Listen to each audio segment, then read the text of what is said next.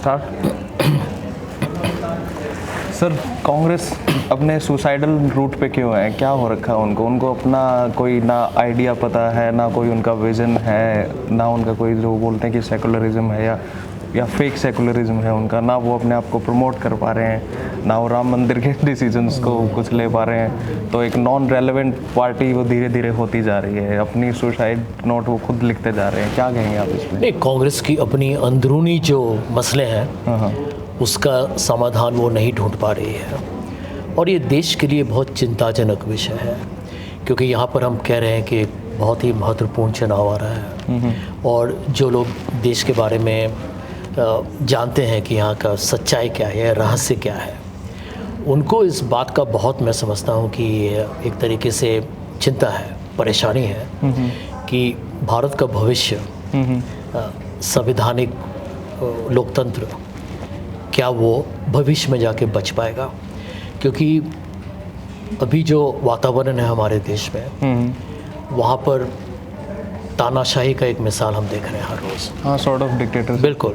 और उसका टक्कर विपक्ष को करना है, और विपक्ष में जो सबसे मुख्य भूमिका कांग्रेस पार्टी का है। तो मैं आपके साथ पूरी तरीके से सहमत हूँ कि कांग्रेस पार्टी अपनी भूमिका को जिस ऊर्जे के साथ या जितने, मैं समझता हूँ, हौसला अफजाई के साथ उनको लड़ना चाहिए, वो बिल्कुल नाकामयाब रहे। Okay, why Congress is so obsessed with Rahul Gandhi और गांधी फैमिली?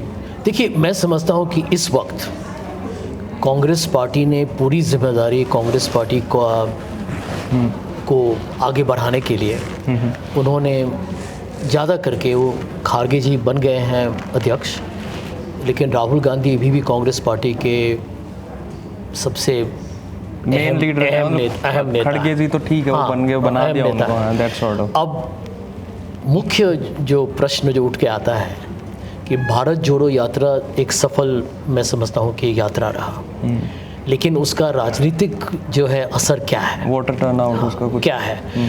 अभी चुनाव आ रहे हैं, राहुल गांधी जी दोबारा ईस्ट से वेस्ट फिर जा रहे हैं, लेकिन मैं समझता हूँ कि कांग्रेस पार्टी को इस बात को समझना पड़ेगा कि अभी भाजपा को हराने के लिए आप अकेले तैयार नहीं हैं, वक्त नहीं है आपके पास, आपने 4 साल गंवा दिए हैं, और इंडिया का जो गठबंधन है उसको एक तरीके से तैयार करना, उसको सशक्त बनाना, ये कांग्रेस की जिम्मेदारी थी।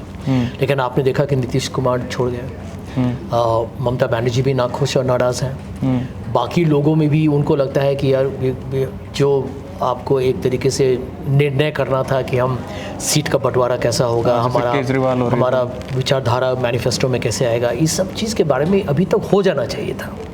तो आपने जो प्रश्न पूछा है उसको नकारा नहीं जा सकता है कि कांग्रेस पार्टी उत्तरदायित्व है भारत के भविष्य के लिए, और यदि इस चुनाव में विपक्षी दल असफल रहे तो मैं समझता हूँ कि भारत की जो जनता है, आवाम है, और बहुत, हमारा देश बहुत डाइवर्स है, आप जानते ही हैं, बहुत लोगों को ये अपेक्षा है, उम्मीद है कि यहाँ पर ये लोग कम से कम अपने अंदरूनी मतभेद को भूलकर देश के लिए लड़ेंगे।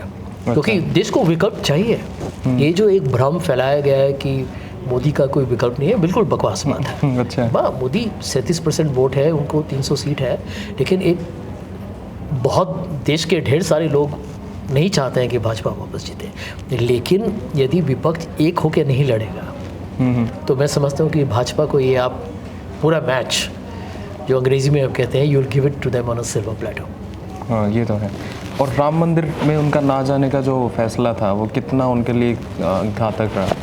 देखिए, राम मंदिर का प्राण प्रतिष्ठा का जो विषय था, मैंने कांग्रेस पार्टी के नेताओं को सलाह दिया था, मैंने उसके बारे में सार्वजनिक तरीके से मैंने टिप्पणी की है कि कांग्रेस पार्टी को वहाँ जाना चाहिए था, और कांग्रेस पार्टी को वहाँ जाके भी आप, भारतीय जनता पार्टी ने जिस तरीके से इतना, जो कहते हैं कि जहाँ पर हमारे शंकराचार्य को आगे होना था, वहाँ पर ये एक राजनीतिक एक कार्यक्रम बनाया गया भाजपा से, वो सच्चाई है। हाँ, लेकिन कांग्रेस पार्टी को वहाँ जाना भी चाहिए था, ताकि भाजपा को ये मौका न मिले कि वो दुनिया को बोले कि यार आप लोग भगवान राम पर विश्वास नहीं करते हो, और ढेर सारे जो प्रचार करते हैं, बिल्कुल बकवास है, बिल्कुल क्या बात है। लेकिन देखिए, वो चलता है, भारतीय जनता पार्टी का सोशल मीडिया वो पब्लिक परसेप्शन बनाते हैं, वो उसमें वो माहिर हैं। तो कांग्रेस पार्टी वहाँ जाती तो ये बातचीत बंद हो जाता। दूसरी बात, आप वहाँ जाके आप ये भी कह सकते थे कि हमारे शंकराचार्य क्यों नहीं है, मोदी जी क्यों कर रहे हैं सब कुछ। हाँ, यहाँ पर आप भाजपा के ही जो बड़े नज़दीकी जो उद्योगपति हैं उनको बुलाते हैं, आप बॉलीवुड के लोगों को बुलाते हैं, आप एल.के. अडवाणी को बुलाना भूल गए आप। भारत की राष्ट्रपति वहाँ नहीं आ सकती। सोचिए, सब बड़ी बहुत ही मैं समझता हूँ कि गंभीर विषय है सच कहिए तो कांग्रेस पार्टी दोनों चीज़ कर सकती थी, लेकिन न जाने से आपने भाजपा को एक तरीके से एक मौका दे दिया कि वो आपके विरुद्ध और भी प्रचार करेंगे। क्योंकि जो राजनीतिक दल मजहब के साथ सियासत करती है वो आम आदमी के भावनाओं के साथ खेलती है। तो मैं समझता हूँ कि 2024 में विपक्षी दल पर जिम्मेदारी ज़रूर है, लेकिन हम सब लोगों को अपने अंदर झांकना पड़ेगा। क्योंकि देखिए ये कोई, देखिए आज बीजेपी, कल कांग्रेस बीजेपी होता रहेगा, लेकिन भारत हमेशा के लिए, India is for ever. BJP will come and go, no political party wins all the time. कोई राजनीतिक दल हमेशा जीतने वाला नहीं है। कांग्रेस जीत हार, हाँ, वो अभी कांग्रेस के साथ हो रहा है, सबके साथ होता है। तो ये जो कुछ लोगों को जो इस बात पर एक तरीके से जो इस बात में फंस गए हैं कि मोदी जी का विकल्प नहीं है, भाजपा हमेशा रहेंगे, ये सब बकवास बात है। वो सब आपने देखा है कि राज्य के चुनाव में भाजपा हमेशा हारती रही है इस बीच में, राजस्थान छत्तीसगढ़ को छोड़ के। तो मैं समझता हूँ कि यहाँ पर विपक्षी दल के लिए एक जिम्मेदारी है कि आप जोर से लड़ें, मिलकर लड़ें, मदोश होकर लड़ें। एक तरीके से जो कहते हैं ना, अंदर का मनोबल आपको मजबूत होना चाहिए, एनर्जेटिक होना चाहिए, वो जो एक जज्बे के साथ। अच्छा, वो उसमें कमी है, वो डिटर्मिनेशन नहीं है अभी, वो चाहिए। वो कहते हैं ना, वो एक किलर इंस्टिंक्ट जो वो किलर इंस्टिंक्ट उनके एक संकल्प लेके आप लड़िए। वो किलर इंस्टिंक्ट दूसरों वालों के पास तो दूसरों के बाद आप में वो दृढ़ निश्चय होना चाहिए। क्योंकि देखिए क्या होता है कि जनता सोचती है कि जो जीतेगा उसी को हम वोट करेंगे, क्योंकि वरना मेरा वोट बेकार हो जाएगा। तो विपक्षी दल को ये संदेश भेजना है जमीन पर कि हम सरकार बनाने के लिए हम तैयार हैं, लेकिन आपको बताना पड़ेगा कि कैसे, कि कौन है आपके नेता, कौन प्रधानमंत्री बनेंगे। इन सब विषयों पर उनको चर्चा करनी चाहिए, लेकिन अभी वो लोग अंदर में ही अभी तक फंसे हुए हैं। अच्छा, अंदरूनी तरीके से। जैसे किलर इंस्टिंक्ट की बात हुई, तो मोदी ने और बीजेपी ने इन जो 5 स्टेट्स के इलेक्शन हुए, पेपर पर वो मजबूत नहीं नज़र आ रही थी, पर फिर भी उन्होंने मेहनत करके साम दाम दंड भेद सब कुछ लगा के उन्होंने बाजी पलट दी। तो इसी तरीके से अगर हम राहुल गांधी को देखते हैं, तो राहुल गांधी को आप कैसे देखते हैं एज ए लीडर? आपको तो उन्होंने देखिए मैं कहूँगा, आपने सुधार की बात करी, उन्होंने पहला सुधार आपको बाहर निकाल के दिया। अब उसमें मैं क्या बोलूं, लेकिन मैं ये कहना चाहूँगा कि देखिए आज यदि भाजपा विपक्ष में रहती और देश के जो मुद्दे हैं, महंगाई बहुत ही एक गंभीर विषय है, बेरोजगारी, युवाओं का, देखिए मैं समझता हूँ कि युवाओं का सपना खत्म हो रहा है। ये डेमोग्राफिक डिविडेंड वो हम लोग बाहर में बेचते हैं कि भारत का जो सबसे बड़ा जो एक यूएसपी है वो है हमारी युवा शक्ति कि हम लोग कितना अच्छा काम कर सकते हैं, पढ़े लिखे लोग हैं। आज वो डेमोग्राफिक डिविडेंड खत्म हो चुका है। सांप्रदायिक तनाव और तापमान बढ़ा है देश के अंदर। जो हमारे जो कहते हैं ना, संवैधानिक संस्थाओं को कुचल दिया गया है, लोग डरे हुए हैं। उसमें सर पूरा आप इसके बावजूद, इसमें भी ओपोजिशन का पूरा रोल है। वो आप सुनिए, इसके बावजूद भाजपा आगे हैं। आपके पास मुद्दों की कोई कमी नहीं है। मैं समझता हूँ कि अदानी भी बहुत गहरा विषय, वो खत्म नहीं हुआ है अभी तक। लेकिन आप कोविड में इतना मिसमैनेजमेंट हुआ था, तो यदि आप पूरे लिस्ट को बनाइए तो आपको लगेगा कि जिस देश में लगभग 65 से 70% लोग युवा हैं और वहाँ बेरोजगारी है, वहाँ का प्रधानमंत्री लोकप्रिय है। किसी और प्रजातंत्र में अभी तक बदलाव हो गया होता।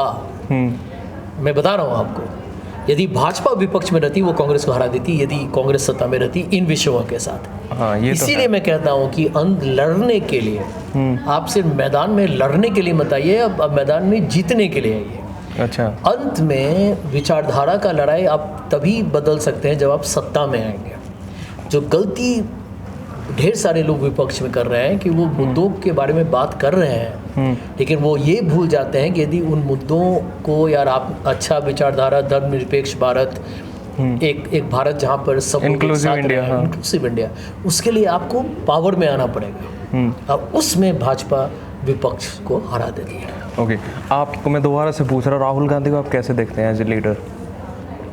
राहुल गांधी बहुत अच्छे आदमी हैं। आदमी नहीं, मैं लीडर की नहीं, बात मैं सबका जवाब देता हूँ। मैं उनको जानता हूँ निजी तरफ से, उनके साथ बहुत सालों से काम किया मैंने। बहुत अच्छे इंसान हैं, उनका दिल बड़ा है, उनका सोच सही है, उनका जो राजनीतिक नज़रिया है वो भी ठीक है। उनकी जो एक कमी है जिसके कारण मैं समझता हूँ कि उसको मैं उन खामियों में, जिसमें सबसे बड़ी जो उनकी कमज़ोरी है कि वो जिस तरीके से वो अपने ही कार्यकर्ताओं को जो प्रेरणा दें लड़ाई के लिए। देखिए, क्योंकि एक आदमी क्या कितना कर सकता है। पार्टी जीतने के लिए आपको एक मशीनरी चाहिए, और मशीनरी को चलाने के लिए आपको लोग चाहिए। बिल्कुल। भाजपा में मोदी जी भाषण दे दें, उससे कुछ नहीं होता। उनको लड़ने के लिए उनके लिए आरएसएस है, और भाजपा के जो मेहनत करने वाले जो भी लोग हैं उनके लिए वर्कर्स जो है। तो ये कांग्रेस में तो ऑर्गेनाइजेशन है नहीं। कांग्रेस पार्टी में मैं समझता हूँ कि अच्छे लोग हैं, बेहतरीन लोग हैं। उनके जितने कार्यकर्ता हैं गांव सब में, वो सत्ता से बाहर होते हुए भी वो वहाँ काम करने के लिए तैयार हैं। लेकिन उनको ऐसा नेता चाहिए जो उनको प्रेरणा दे, उनको विश्वास दे कि हम सफल होंगे, हम जज्बे के साथ लड़ेंगे, हम यहाँ पर पूरे जो कहते हैं ना एकदम अपना अफसाना दुनिया सुनेगा। तो एक तरीके से वही सबसे बड़ी कमजोरी है। अच्छा, इंस्पिरेशनल नहीं है वो। इंस्पिरेशनल नहीं है, उनकी सबसे बड़ी कमजोरी है कि वो जितना उनको कम्युनिकेशन करना चाहिए, प्रचार करना चाहिए, आप टीवी इंटरव्यूज़ क्यों नहीं देते? कम्युनिकेशन में भी उनकी दिक्कत है शायद, वो अपने दिमाग में कुछ और कुकिंग करते हैं वर्ड्स की, और वो बोल कुछ और जाते हैं, ऐसा भी है। मैंने जब एक समय जब राहुल अर्नब गोस्वामी का जब इंटरव्यू हुआ था, तो मैंने उनको सलाह के तौर कहा था कि आप 4 दिन बैठिए, 30-30 मिनट के इंटरव्यू के लिए तैयारी कीजिए, और 10 चैनल को इंटरव्यू दे दीजिए। आप अर्नब गोस्वामी का इंटरव्यू सब भूल जाएंगे। बिल्कुल ठीक बात है, समझ गए? पर वो 10 में और गड़बड़ कर देते तो नहीं, तैयारी हो गया ना उसमें जो गड़बड़ उसमें हुई कि वो गए लेकिन पूरी तैयारी के साथ नहीं गए। देखिए, मीडिया का जो रोल है, आपके साथ जो मैं बात कर रहा हूँ, आज वो YouTube में जाएगा, कोई उसका क्लिप बना सकता है। देखिए, बिल्कुल।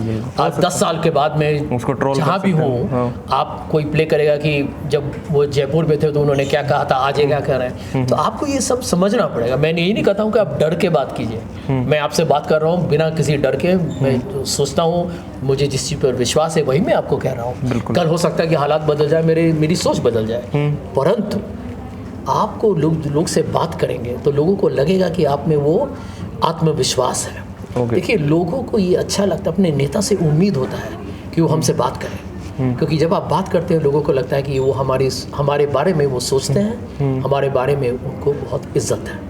ये तो है।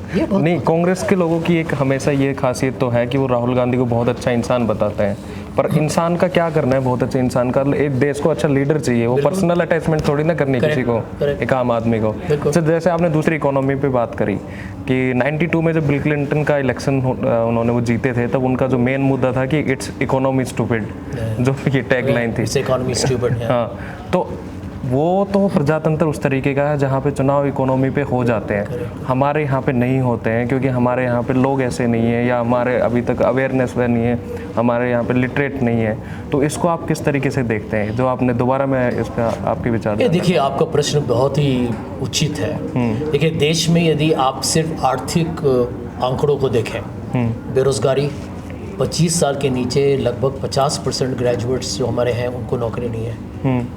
ये मैं समझता हूँ कि इतनी बड़ी समस्या हो चुकी है, जिसको विपक्षी दल यदि हर युवा से बात करे, कॉलेज में जाए, यूनिवर्सिटी में जाए और बोले कि देखिए ये तो असफल हुए, हम ऐसे कामयाब होंगे, आप विकल्प भी बताइए, तो क्यों नहीं युवा आपके साथ खड़े होंगे? जरूर होंगे। या आप महंगाई को देखिए, आप देश में क्रोनी कैपिटलिज्म को देखिए। मोदी जी के शासन के अंदर जितनी आर्थिक असमानता बढ़ी है, आपको विश्वास नहीं होगा।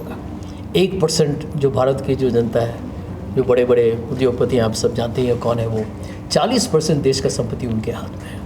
50% लोग जो बॉटम ऑफ द पिरामिड 50% को लेंगे, उनके पास देश का सिर्फ 3% संपत्ति है। ये सब सच्चाई है। तो यदि आप देखें income inequality, price rise, inflation, unemployment, आपने देखा किसान लोग 1 साल तक रोड पर वो विरोध करते हैं, अंत में उनको वो बिल हटाना पड़ा, है कि नहीं? अब आप देखिए, विमेन का जो एम्प्लॉयमेंट रेशियो है, लेबर पार्टिसिपेशन रेट है, वो करीब 20 या 24% का है। इतने, और एमएसएमई सेक्टर तो खत्म ही हो गया। डीमोनेटाइजेशन का असर इतना खराब हुआ कि आज तक आपका जीडीपी ग्रोथ बढ़ा नहीं है। तो ऐसे हालात में मैं समझता हूँ कि देश में यदि लोग सोचें तो इस सरकार को वापस नहीं आना चाहिए, कोई शक नहीं है मेरा। लेकिन इस बात पर गौर कीजिए, क्यों भाजपा राम मंदिर, Hindutva, article 370, CAA, NRC, NPR क्यों करती है?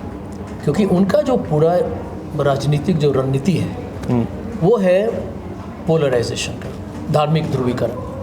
और उनको लगता है कि मेजॉरिटी वोट हमारे पास 30% भी आ गया तो कम से कम 200 सीट तो लिखा है। तो इनके लिए हम काम बहुत ही आसान कर रहे हैं, क्योंकि हम भावनाओं के साथ, कोई हमारे साथ एक तरीके से मजाक कर रहा है हमारा। मैं भाजपा के विरुद्ध इसीलिए खड़ा होता हूँ क्योंकि मैं समझता हूँ कि ये देश महान देश है, ये आपका देश है, ये युवा पीढ़ी का देश है। मेरे बच्चे बहुत ही आप ही लोग जैसे युवा पीढ़ी के हैं, मैं उनका भविष्य देख रहा हूँ। क्या देश में कोई क्लाइमेट चेंज के बारे में बात करता है? यही है आपका विषय। दुनिया भर में हर लोकतंत्र में आप जाइए, युवा पीढ़ी is fighting on climate change. India में ये विषय भी नहीं। क्लाइमेट चेंज की बात तो तब करेंगे जब लोगों के पास खाने के लिए पैसे हो। जहाँ 90 करोड़ लोगों को तो राशन बटाया, तो क्लाइमेट चेंज कहाँ से प्राप्त? अब आप ये देखिए कि क्लाइमेट चेंज कोई एलिट कॉन्सेप्ट नहीं है। क्लाइमेट चेंज के कारण जो आपके हालात हो रहे हैं ग्रामीण क्षेत्र में, किसान जिस तरीके का उनको नुकसान होगा क्योंकि बारिश कम आएगी, आपके डैम्स ड्राई हो जाएंगे। देखिए ये सब बहुत हानिकारक, ये सब क्लाइमेट चेंज के कारण है। देखिए अगर हमारे देश में कोई नेता भविष्य के बारे में नहीं सोचता, वो यही सोचता है कि अगले चुनाव तक हमको क्या करना है, उसके बाद हम सोचेंगे कि अगले 5 साल में क्या होगा। हमें ऐसा व्यक्ति चाहिए जो दूर तक देखे, जो आज पूंजी निवेश करे। ये नहीं कि हम अगले चुनाव में हमें हीरो बन जाएंगे, क्योंकि 10 साल के बाद जो हमारे जो व्यक्ति आपके जैसे जो लोग हैं वो देखेंगे कि मेरा भविष्य बदल गया। ये देश में फिर से दोहराना चाहूँगा, भाजपा आएगी जाएगी, कांग्रेस आएगी जाएगी, मोदी जी आएंगे जाएंगे, राहुल गांधी आएंगे जाएंगे, देश हमेशा है। और यदि हम सब भारत के नागरिक, भारत की आवाम, भारत की जनता गौर करे विषयों पर, और जब कोई नेता आपको भड़काने की कोशिश करे, कोई भी नेता जब आपके बीच में एक मतभेद करने की कोशिश करे, जो विस्फोटक या विभाजक राजनीति करे, उसको आप रोकिए।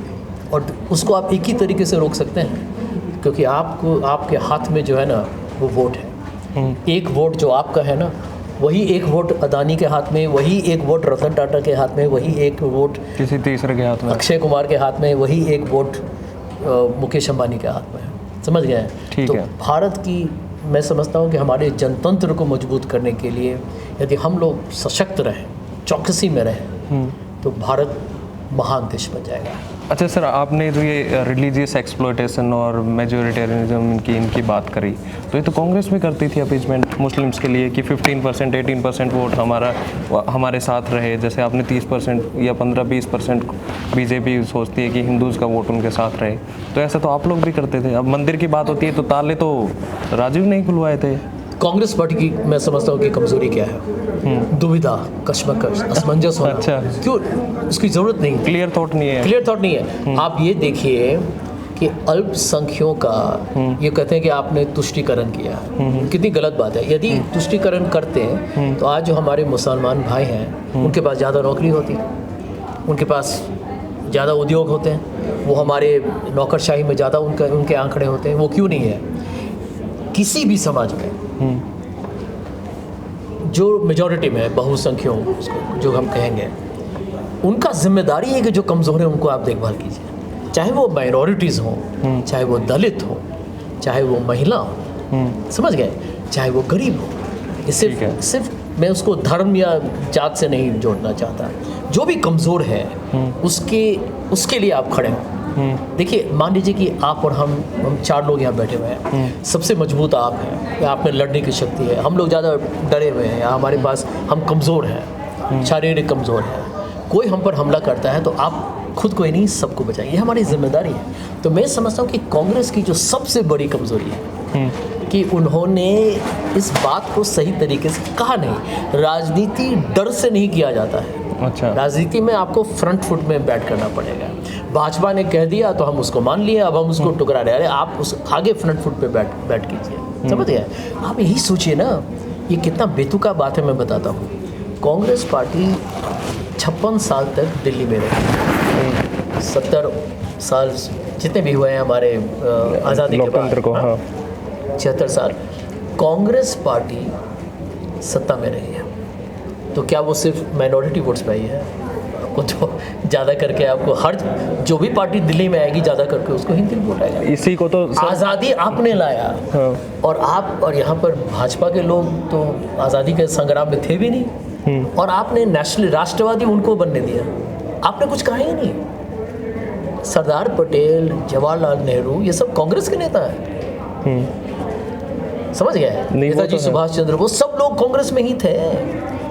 आप यहाँ पर ये देशभक्ति या धर्मनिरपेक्षता के साथ आपको फ्रंट फुट पे आपको लड़ना है। इसीलिए मैं अंत में ये कहना चाहूँगा सर कि राजनीति में वो जीतता है, हाँ। जो जिसको अंदर में ये विश्वास होता है कि मैं देश के निर्माण के लिए मुझसे अच्छा कोई नहीं है। ठीक है। देखिए, चुनाव मैं बताता हूँ, राजनीति और खेल में एक समानता है। आपका जो विरोधी है ना, वो आपको नहीं हराता, आप हारते हैं। अच्छा, खुद मेरे 2 लास्ट क्वेश्चन है सर। गांधी फैमिली के बिना कांग्रेस को आप कैसे देखते हैं? देखिए, मैंने इस बात को भी कहा है, और इसमें क्या ये भी खतरा नज़र आता है कि अगर वो ना होंगे तो कांग्रेस डिवाइड हो जाएगी, 3-4 कांग्रेस बन जाएंगी जैसे पहले भी हुआ? देखिए, वैसे तो कांग्रेस पहले क्वेश्चन पर हाँ, तो गांधी परिवार नहीं रही है, कोई भी गांधी परिवार को तो प्रधानमंत्री नहीं रहा है 1989 के बाद। पर वो ही थे, मतलब ठीक है, लेकिन कम से कम ये तो मानेंगे ना, कोई फॉर्मल नहीं थे तो वैसे इनफॉर्मल ठीक है। दूसरी बात कि अभी भी खारगे जी अध्यक्ष बने हैं, पार्टी टूटा नहीं है। पार्टी की जो कमजोरी रही है कि जब कोई नेता जाता है तो आप उसको रोकने की कोशिश नहीं करते। अच्छा, एक तो अब ये ज्योतिरादित्य सिंधिया, अभी हमारे मित्र मिलिंद देवरा, मेरे बहुत ही अच्छे मित्र हैं, आपके बॉम्बे से, महाराष्ट्र से, RPN सिंह, जितिन प्रसाद, ये कांग्रेस के भविष्य उनको देखा गया था, सब छोड़ के चले गए। आपने उनको रोका क्यों नहीं? मैं समझता हूँ कि देखिए, जब तक पार्टी के अंदर एक बहुत ही जो कहते हैं ना आंतरिक लोकतंत्र नहीं होगा, जहाँ पर लोग खुलेआम बोल सकते हैं। मुझे किताब लिखना पड़ा, मुझे रुकने की ज़रूरत नहीं थी यदि आप मुझको सुनते हैं। तो ये आंतरिक जो लोकतंत्र है वो पार्टी में कमज़ोर हो चुकी है। लोग सुनते हैं लेकिन जितना सुनना चाहिए वो नहीं सुनते हैं। भाजपा तो बिल्कुल तानाशाही है हर तरीके से।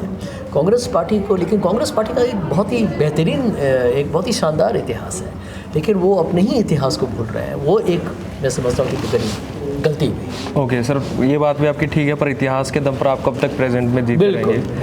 दूसरा क्वेश्चन मेरा ये है कि sir, political communication through social media, Congress की जितनी ये कमजोरी है भाजपा की उतनी ही मजबूत है। पॉलिटिकल कम्युनिकेशन सोशल मीडिया के थ्रू, इस पर आप क्या कहेंगे? देखिए, मैं भाजपा की जो सोशल मीडिया है उसके, और एक चीज़ और, मोदी का बिगेस्ट स्ट्रेंथ आप क्या? देखिए, मैं समझता हूँ कि भाजपा का जो सोशल मीडिया है, मैं समझता हूँ कि उन्होंने उसका दुरुपयोग किया है। अच्छा। इतना फर्जी खबर, fake news, post truth, alternative news. देखिए, सच्चाई यही है कि जिस तरीके का मैंने ट्रोलिंग देखा है, जिस तरीके से वो एक समुदाय के विरुद्ध प्रचार करते हैं, बहुत ही घटिया और घिनौनी रहा है। तो मैं उस पर ज़्यादा नहीं कहूँगा। मैं समझता हूँ कि भाजपा अभी हो सकता है कि आगे है, हो सकता है कि लोगों को वो भाषा कुछ लोगों को पसंद आता है, लेकिन जब लोग सच्चाई जानेंगे तो मैं समझता हूँ कि भाजपा का पूरा खेल जो है, डिवाइड एंड रूल का खेल, वो पूरा एक भंडाफोड़ या पर्दाफाश हो जाएगा। जहाँ तक आपने पूछा, मोदी जी का जो सबसे बड़ी उनकी विशेषता ये है कि वो मेहनत बहुत करते हैं। ये तो मेहनती है वो, मैं नहीं, उस बात से मैं समझता हूँ कि सब लोगों को समझना है। वो जवान आदमी नहीं, 70 से ज़्यादा उनका कुछ सालों में वो मार्गदर्शक मंडल में खुद पहुँच जाएंगे, परंतु वो मेहनती हैं। तो और उनमें एक तरीके से सत्ता पाने के लिए जो उनके अंदर जो एक जज्बा है या एक जो अभिलाषा है उनका, या लोभ भी कहिए, वो जो है उनके, उसको आप, वो रचनात्मक भी हो सकता है, नकारात्मक भी हो सकता है, लेकिन उसके लिए वो कुछ भी करने के लिए तैयार है। तो वहाँ पर जो है ना, वो साम दाम दंड भेद में ऑपरेशन लोटस से बिल्कुल गलत है। लेकिन देखिए, वो राजनीतिक सच्चाई है, वो भी एक हकीकत है, और देश को बचाना है तो आपको उसके विरुद्ध कैसे आप अपने आप को संभालें और मजबूत करें और जीतें, यही विपक्ष का काम है। तो मैं समझता हूँ कि देखिए, मैं आशावादी हूँ और मेरा पूरा विश्वास है कि युवा पीढ़ी, देश के किसान, देश के गरीब, देश की मिडिल क्लास, जिसको बहुत लोग भूल जाते हैं, और देश के उद्योगपति, सब लोगों को तरक्की करना है, महिलाओं को तरक्की करना है, सबको तरक्की करना है। और मेरा विश्वास है कि महात्मा गांधी का जो सपना था और पंडित नेहरू ने जो ट्रस्ट विद डेस्टिनी स्पीच दिया था 1947 में, वो एक न एक दिन जरूर साकार होगा। एक लंबी दौड़ है और कभी भी कोई दल हारेगी, कोई दल जीतेगी, लेकिन भारत के लोग पर मुझे बहुत विश्वास है। Okay, thank you so much sir, thank you for being here.